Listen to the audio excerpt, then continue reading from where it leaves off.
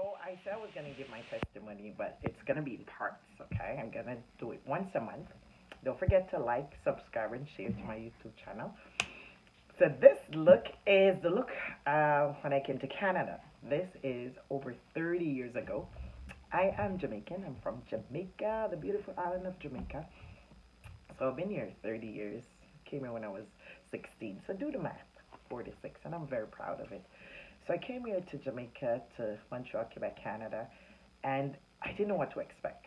I came with my mom. I came to see my mom, me and my sister and I.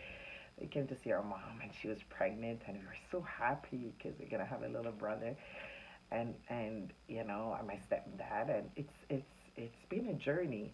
16-year-old just starting. I finished secondary four in Clarendon College in Jamaica, and then I had to come to Canada and start all over again. Just imagine, And it been to accueil, meaning Francisation. You have to go into a class where you start all over in French. So it was okay. It was fine. I did the first year, then I did the second year. I met a couple of friends. I met a couple of fellow Caribbean people. They know who they are where we meet in high school, and age was different between us. Some were 12, some were 13. I was 16. It was very different. But I want to give God thanks because coming through, thinking about 30 years ago, young person, and that year I came to Canada April 7th. It was a snowstorm in Jamaica. The snowstorm in Canada, so the flight was delayed. So I ended up staying at the hotel, Pegasus Hotel in Jamaica, for a night, and then after we came to Canada the following day, my sister and I and a young man named Ian. And unfortunately Ian died a couple of years back, but we spent the night in a hotel and we had fish and we had so much fun, and the fish was from his mom, right? So we had so much fun, and we ate in the hotel because we're young people. We didn't understand, and by the time we finished eating our parents' fish, they knocked the door and said, "You have time to eat," so we couldn't eat anymore. So, anyways, we now we're in Canada. I'm in the plane. Just the process I'm taking you through. I'm in the plane, and you know those small, tiny milk cartons that you pour in your tea. I was like, why are these people so mean? They give us milk and it's so small.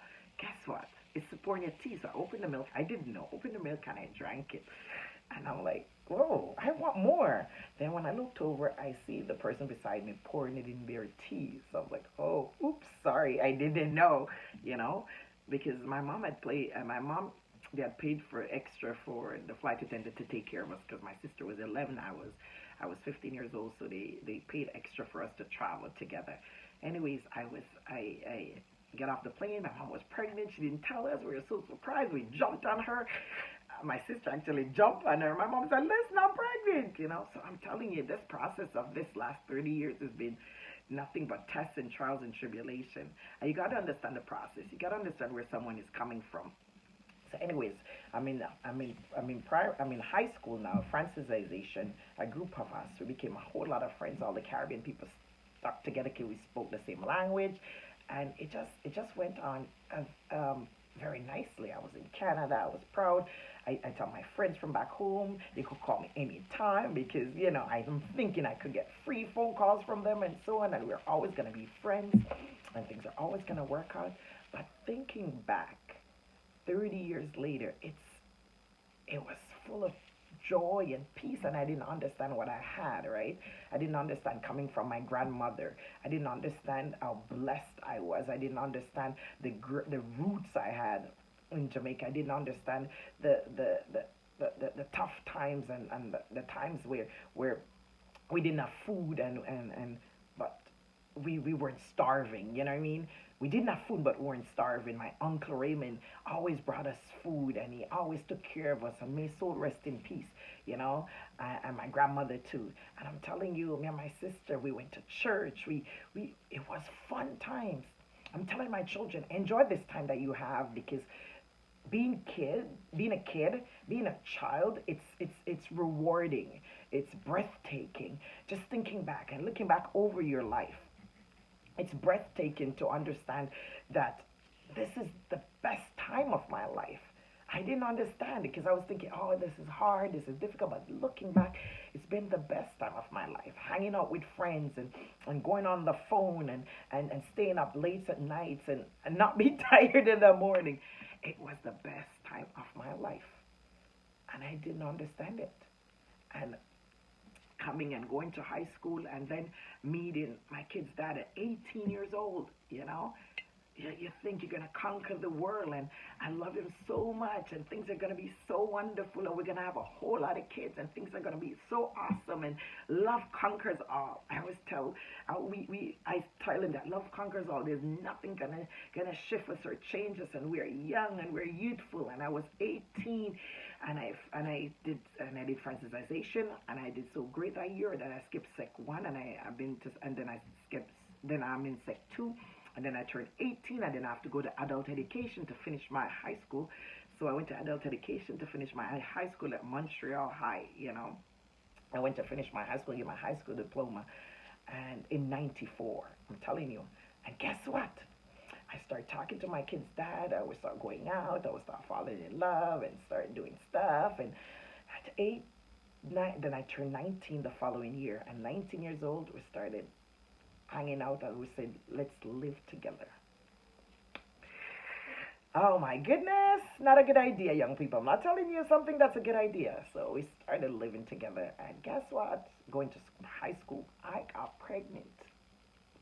Yes, I got pregnant.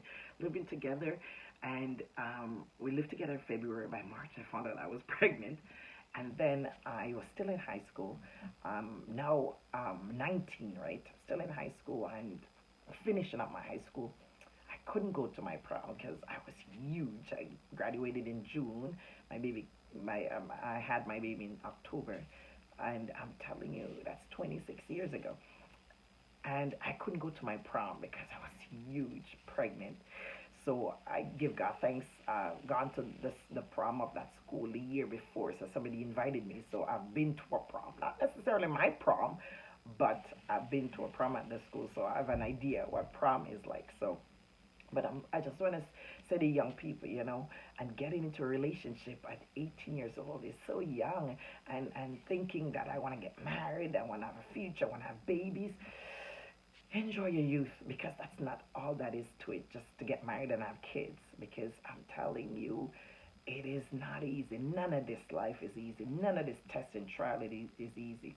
And calling my mom and said, Mommy, guess what? I'm pregnant.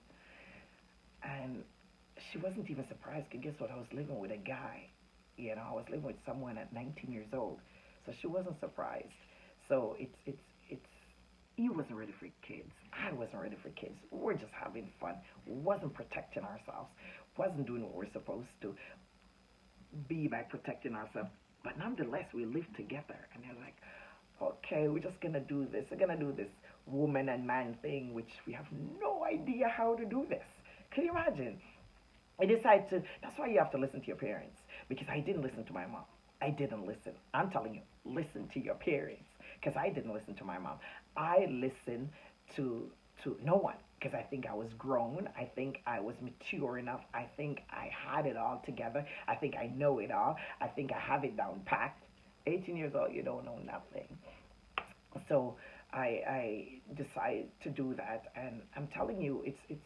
I wanted to be my own person. I wanted to to go through my own situation and my own demons and do my own thing, and not understanding what's ahead, and that my mother know what's ahead, and that she know how hard it would be for me. But no, I wasn't gonna listen, because I want to do what I want to do. And a lot of times we have to listen to our parents, because they set the pave and they set the way. And if we don't listen, we're going to feel it ourselves. And you're trying to prevent all the stuff to happen to us, stuff that would hinder us and prevent us from walking our own destiny. So please listen to your parents, walk in obedience, walk in. I'm talking positive things. If they're talking about positive things over your life, just listen and open up yourself, because I'm telling you, 30 years ago, life has not been easy, but it's been worth it. And God has turned all of it around for my good. So I had a baby, and it was very fresh and very new, and I didn't understand anything. I didn't know how to be a mom. I didn't know how to be a parent. I didn't know how to have a boyfriend and live with a man. I didn't know all of this. But I'm telling you, God kept me and He's still keeping me. And living with a guy, with a kid, and all we did is dress up this kid, didn't teach this child. We didn't know much, so we didn't have much to offer, much to give her, much to put inside of her, you know. Oh, I know I said I know one thing I was for sure I wasn't gonna speak negatively over her. I sat down, me and her dad, and we created her name. We said, okay, since we create your name, we're gonna create a meaning for your name. So crazy idea. I created her name, me and her dad, and we sat down and created the meaning of her name, and hoping God would hold on to that and just said, forgive us for, for creating her name and forgive us for doing all of that. But I'm telling you, listen, don't be hard on yourself when you start really when you made a whole lot of mistakes and a whole lot of things at your age now. If you knew better, you wouldn't have made them. Just say thank you, Lord, for the stepping stone. Just say thank you, Lord, for the hardship. Just say thank you, Lord, for your grace and your mercy. And if you want more, stay tuned. Don't forget to like, subscribe, and share. And don't forget to comment because part two is coming next time. And don't forget, be a blessing. God bless you.